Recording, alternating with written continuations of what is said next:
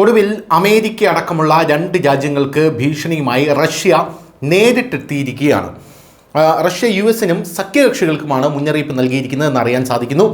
കിഴക്കൻ ഉത്തര Korean നഗരമായിട്ടുള്ള വോൺസാനിൽ US നേതൃത്വത്തിലുള്ള സുരക്ഷാ സഖ്യം ആക്രമണം നടത്തുന്നുണ്ട്.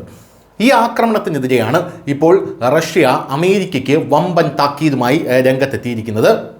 സുരക്ഷാ സഖ്യം നടത്തുന്ന ആക്രമണത്തിനെതിരെ റഷ്യൻ വിദേശകാര്യമന്ത്രി സെർജി ലാവ്റോവ് ശനിയാഴ്ച കർശനമായിട്ടുള്ള മുന്നറിയിപ്പാണ് അമേരിക്കയ്ക്ക് നൽകിയത് എന്നാണ് അറിയാൻ സാധിക്കുന്നത്.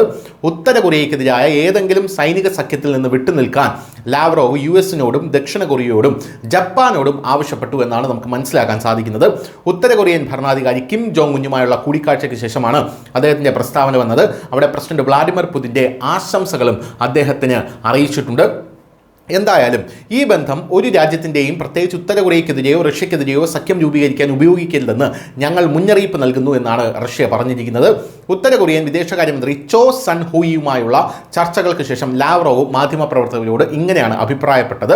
എന്തായാലും ഉത്തര കൊറിയയുടെ ആണവ പദ്ധതിക്ക് മറുപടിയായി US, ജപ്പാൻ, ദക്ഷിണ കൊറിയ എന്നീ രാജ്യങ്ങൾ ത്രിരാഷ്ട്ര സൈനികാഭ്യാസം ശക്തമാക്കിയ സാഹചര്യത്തിലാണ് ഈ അഭിപ്രായ പ്രകടനങ്ങളെല്ലാം വന്നിരിക്കുന്നത്. വെള്ളിയാഴ്ച 3 രാജ്യങ്ങളും കൊറിയൻ ഉപദ്വീപിന് സമീപം സംയുക്ത വ്യോമാഭ്യാസം നടത്തി. അതിൽ US ആണവായുധങ്ങൾ വഹിക്കാൻ ശേഷിയുള്ള ബോംബറുകളും ഉൾപ്പെടുന്നു. ആക്രമണത്തിനുള്ള തയ്യാറെടുപ്പിലാണ് ഉത്തര കൊറിയ സൈനികാഭ്യാസങ്ങളെ നിലവിൽ കാണുന്നത്.